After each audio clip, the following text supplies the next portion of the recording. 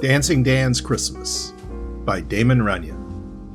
Now, one time it comes on Christmas, and in fact it is the evening before Christmas, and I am in good time Charlie Bernstein's little speakeasy on West 47th Street, wishing Charlie a Merry Christmas and having a few hot Tom and Jerry's with him. This hot Tom and Jerry is an old-time drink that is once used by one and all in this country to celebrate Christmas with, and in fact it is once so popular that many people think Christmas is invented only to furnish an excuse for hot Tom and Jerry, although of course this is by no means true. But anybody will tell you there is nothing that brings out the true holiday spirit like hot Tom and Jerry, and I hear that since Tom and Jerry goes out of style in the United States, the holiday spirit is never quite the same. Well, as Good Time Charlie and I are expressing our holiday sentiments to each other over our hot Tom and Jerry, and I'm trying to think up the poem about the night before Christmas and all through the house, which I know will interest Charlie no little, all of a sudden there is a big knock on the front door. When Charlie opens the door, who comes in carrying a large package under one arm but a guy by the name of Dancing Dan. This Dancing Dan is a good-looking young guy who always seems to be well-dressed, and he is called by the name of Dancing Dan because he's a great hand for dancing around and about with dolls in nightclubs and other spots where there is any dancing. In fact, Dan never seems to be doing anything else. Although I hear rumors that when he is not dancing, he is carrying on in a most illegal manner at one thing and another. But of course, you can always hear rumors in this town about anybody, and personally, I'm rather fond of Dancing Dan, as he always seems to be getting a great belt out of life. Anybody in town will tell you that Dancing Dan is a guy with no Barnaby whatever in him, and in fact he is about as much gizzard as anybody around. Although I wish to say I always question his judgment in dancing so much with Miss Muriel O'Neill, who works in the Half Moon nightclub. And the reason I question his judgment in this respect is because everybody knows that Miss Muriel O'Neill is a doll who's very well thought of by Heine Schmitz. And Heine Schmitz is not a guy as will take kindly to anybody dancing more than once and a half with a doll that he thinks well of. Well, anyway, as Dancing Dan comes in, he weighs up the joint with one quick peek, and then he tosses the package he is carrying into a corner where it goes plunk, as if there is something very heavy in it. And then he steps up to the bar alongside of Charlie and me and wishes to know what we are drinking. Naturally, we start boosting hot Tom and Jerry to Dancing Dan, and he says he will take a crack at it with us. And after one crack, Dancing Dan says he will have another crack. And Merry Christmas to us with it. And the first thing anybody knows, it is a couple of hours later and we are still having cracks at the hot Tom and Jerry with Dancing Dan, and Dan says he never drinks anything so soothing in his life. In fact, Dancing Dan says he will recommend Tom and Jerry to everybody he knows, although he does not know anybody good enough for Tom and Jerry, except maybe Miss Muriel O'Neill, and she does not drink anything with drugstore rye in it.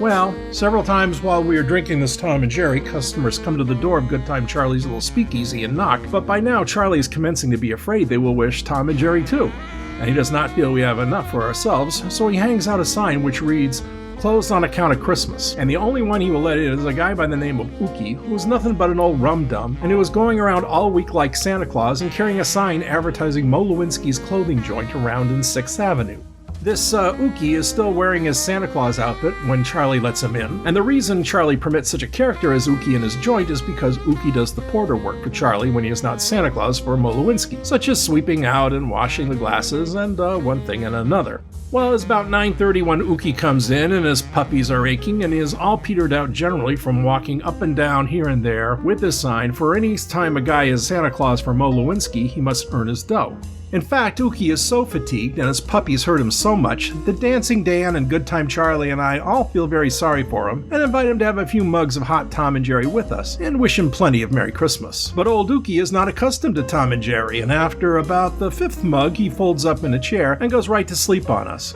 He is wearing a pretty good Santa Claus makeup, what with a nice red suit trimmed with white cotton and a wig and false nose and long white whiskers and a big sack stuffed with Excelsior on his back, and if I do not know Santa Claus is not apt to be such a guy as will snore loud enough to rattle the windows, I think Ookie is Santa Claus sure enough. Well, we forget Ookie and let him sleep and go on with our hot Tom and Jerry, and in the meantime we try and think up a few songs appropriate to Christmas, and Dancing Dan finally renders My Dad's Dinner Pail in a nice baritone and very loud, while I do a first rate with Will You Love Me in December as You Do in May. About midnight, Dancing Dan wishes to see how he looks as Santa Claus. So Good Time Charlie and I help Dancing Dan pull off Ookie's outfit and put it on Dan, and this is easy as Ookie only has this Santa Claus outfit on over his ordinary clothes, and he does not even wake up when we are undressing him of the Santa Claus uniform. Well, I wish to say I see many a Santa Claus in my time, but I never see a better looking Santa Claus than Dancing Dan. especially after he gets the wig and white whiskers fixed just right, and we put a sofa pillow that Good Time Charlie happens to have around the joint for the cat to sleep on down his pants to give Dancing Dan a nice fat stomach such as Santa Claus is bound to have. Well, Charlie finally says it is a great pity we did not know where there are some stockings hung up somewhere, because then, he says, you can go around and stuff things in these stockings, as I always hear this is the main idea of a Santa Claus. But, Charlie says, I do not suppose anybody in this section has any stockings hung up. Or if they have, he says, the chances are they are so full of holes they will not hold anything. Anyway, Charlie says, even if there are any stockings hung up, we do not have anything to stuff in them, although personally, he says, I will gladly donate a few pints of scotch. Well, I'm pointing out that we have no reindeer and that a Santa Claus is bound to look like a terrible sap if he goes around without any reindeer. But Charlie's remarks seem to give Dancing Dan an idea, for he speaks as follows. Why, Dancing Dan says, I know where a stocking is hung up. It is hung up at Miss Muriel O'Neill's flat over there on West 49th Street. This stocking is hung up by nobody but a party by the name of Gammer O'Neill, who is Miss Muriel O'Neill's grandmama, Dancing Dan says. Gammer O'Neill is going on 90-odd, he says, and Miss Muriel O'Neill tells me she cannot hold out much longer, what with one thing and another, including being a little childish in spots. Now, Dancing Dan says, I remember Miss Muriel O'Neill was telling me just the other night how Gammer O'Neill hangs up her stocking on Christmas Eve all her life, and he says, I judge from what Miss Muriel O'Neill says that the old doll always believes Santa Claus will come along some Christmas and fill the stocking full of beautiful gifts. But, Dancing Dan says, Miss Muriel O'Neill tells me Santa Claus never does this, although Miss Muriel O'Neill personally always takes a few gifts home and pops them into the stocking to make Gammer O'Neill feel better. But of course, Dancing Dan says these gifts are nothing much because Miss Muriel O'Neill is very poor and proud and also good, and will not take a dime off of anybody, and I can lick the guy who says she will. Now, Dancing Dan goes on, it seems that while Gammer O'Neill is very happy to get whatever she finds in her stocking on Christmas morning, she does not understand why Santa Claus is not more liberal. And, he says, Miss Muriel O'Neill is saying to me that she only wishes she can give Gammer O'Neill one real big Christmas before the old doll puts her checks back in the rack. So, Dancing Dan states, here's a job for us. Miss Muriel O'Neill and her grandmama live all alone in this flat over on West 49th Street, and, he says, at such an hour as this, Miss Muriel O'Neill is bound to be working, and the chances are Gammer O'Neill is sound asleep, and we will just hop over there and Santa Claus will fill up her stocking with beautiful gifts. Well, I say, I do not see where we are going to get any beautiful gifts at this time of night. What with all the stores being closed, unless we dash into an all-night drugstore and buy a few bottles of perfume and a bum toilet set, as guys always do when they forget about their ever-loving wives until after store hours on Christmas Eve. But Dan says never mind about this, but let us have a few more Tom and Jerry's first. So we have a few more Tom and Jerry's, then Dancing Dan picks up the package he heaves into the corner and dumps most of the Excelsior out of Ookie's Santa Claus sack and puts the bundle in, and Good Time Charlie turns out all the lights but one and leaves a bottle of scotch on the table in front of Ookie for a Christmas gift. And away we go. Personally, I regret very much leaving the hot Tom and Jerry, but then I am also very enthusiastic about going along to help Dancing Dan play Santa Claus, while Good Time Charlie is practically overjoyed, as this is the first time Charlie has ever mixed up in so much holiday spirit.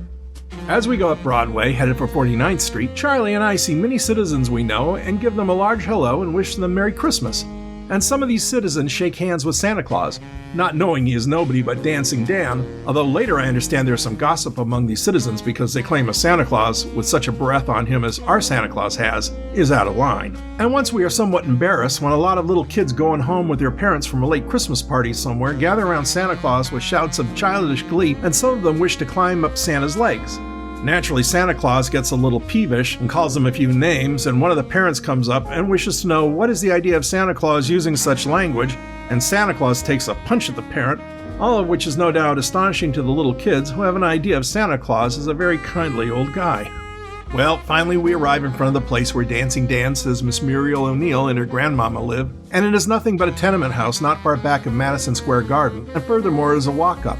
And at this time there are no lights burning in the joint except for a gas jet in the main hall, and by the light of this jet we look at the names on the letterboxes, such as you always find in the hall of these joints, and we see that Miss Muriel O'Neill and her grandmama live on the 5th floor. This is the top floor, and personally I do not like the idea of walking up 5 flights of stairs, and I'm willing to let Dancing Dan and Good Time Charlie go, but Dancing Dan insists we must all go. And finally I agree because Charlie is commencing to argue that the right way for us to do it is to get on the roof and let Santa Claus go down a chimney, and is making so much noise I'm afraid he will wake somebody up. So up the stairs we climb, and finally we come to a door on the top floor that has a little card in a slot that says O'Neill, so we know we reach our destination. Dancing Dan first tries the knob, and right away the door opens, and we are in a little 2 or 3 room flat with not much furniture in it, and what furniture there is very poor. One single gas jet is burning near a bed in a room just off the one the door opens into, and by this light we see a very old doll sleeping in the bed, so we judge this is Gamma O'Neill. On her face is a large smile, as if she is dreaming of something very pleasant. On a chair at the head of the bed is hung a long black stocking, and it seems to be such a stocking as is often patched and mended. So I can see that what Miss Muriel O'Neill tells Dancing Dan about her grandmama hanging up her stocking is really true, although this time I had my doubts. Finally, Dancing Dan unslings the sack on his back and takes out his package and unties this package, and all of a sudden, out pops a raft of big diamond bracelets, and diamond rings, and diamond brooches, and diamond necklaces, and I do not know what else in the way of diamonds, and Dancing Dan and I begin stuffing these diamonds into the stocking, and Good Time Charlie pitches in and helps us. There are enough diamonds to fill the stocking to the muzzle, and it is no small stocking at that, and I judge that Gamma O'Neill has a pretty fair set of bunting sticks when she is young. In fact, there are so many diamonds that we have enough left over to make a nice little pile on the chair after we fill the stocking plumb up, leaving a nice diamond-studded vanity case sticking out of the top where we figure it'll hit Gamma O'Neill's eye when she wakes. And it is not until I get out into the fresh air again that all of a sudden I remember seeing large headlines in the afternoon papers about a 500G stick-up in the afternoon of one of the biggest diamond merchants in Maiden Lane while he is sitting in his office. And I also recall once hearing rumors that Dancing Dan is one of the best lone-hand get-em-up guys in the world. Naturally, I commenced to wonder if I am in proper company when I am with Dancing Dan, even if he is Santa Claus. So I leave him on the next corner arguing with Good Time Charlie about whether they ought to go and find some more presents somewhere and look for other stockings to stuff, and I hasten on home. The next day I find I have such a noggin that I do not care to stir around, and in fact I do not stir around much for a couple of weeks. Then one night I drop around to Good Time Charlie's speakeasy and ask Charlie what he's doing. Well, Charlie says, many things are doing, and personally, he says, I'm greatly surprised I did not see you at Gamma O'Neill's wake. You know, Gamma O'Neill leaves this wicked old world a couple of days after Christmas, Good Time Charlie says, and he says Muriel O'Neill states that Doc Moggs claims it is at least a day after she is entitled to, but she is sustained, Charlie says, by great happiness at finding her stocking filled with beautiful gifts on Christmas morning. According to Miss Muriel O'Neill, Charlie says, Gamma O'Neill dies practically convinced that there is a Santa Claus. Although of course he says Miss Muriel O'Neill does not tell her the real owner of the gifts, an alright guy by the name of Shapiro, leaves the gifts with her after Miss Muriel O'Neill notifies him of finding the same. It seems, Charlie says, that Shapiro is a tender-hearted guy who is willing to help keep Gamma O'Neill with us a little longer when Doc Moggs says leaving the gifts with her will do it. So, Charlie says, everything was quite alright, as the coppers cannot figure anything except that maybe the rascal who takes the gifts from Shapiro gets conscience-stricken and leaves them the first place he can, and Miss Muriel O'Neill receives a 10G reward for finding the gifts and returning them, and Charlie says, I hear Dancing Dan is in San Francisco and is figuring on reforming and becoming a dancing teacher so he can marry Miss Muriel O'Neill, and of course, he says, we all hope and trust that she never learns any details of Dancing Dan's career. Well, it is Christmas Eve a year later, and I run into a guy by the name of Shotgun Sam, who is mobbed up with Heine Schmitz in Harlem, and who is a very, very obnoxious character indeed. Well, Shotgun says, the last time I see you was another Christmas Eve like this, and you were coming out of Good Time Charlie's joint, and, he says, you certainly have your pots on. Well, Shotgun, I says, I'm sorry you got such a wrong impression of me, but the truth is, I say, on the occasion you speak of, I am suffering from a dizzy feeling in my head.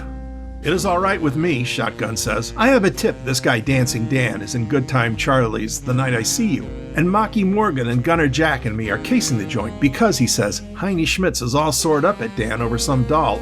Although, of course, Shotgun says, it is all right now as Heine has another doll. Anyway, he says, we never get to see Dancing Dan. We watch the joint from 6:30 in the evening until daylight Christmas morning. Nobody goes in all night but old Ookie, the old Santa Claus guy in his Santa Claus makeup. And Shotgun says, nobody comes out except you and Good Time Charlie and Ookie. Well, Shotgun says it is a great break for Dancing Dan that he never goes in or comes out of Good Time Charlie's at that, because, he says, we are waiting for him on the second floor front of the building across the way with some nice little sawed-offs and are under orders from Heine not to miss. Well, Shotgun, I say, Merry Christmas. Well, all right, Shotgun says, Merry Christmas.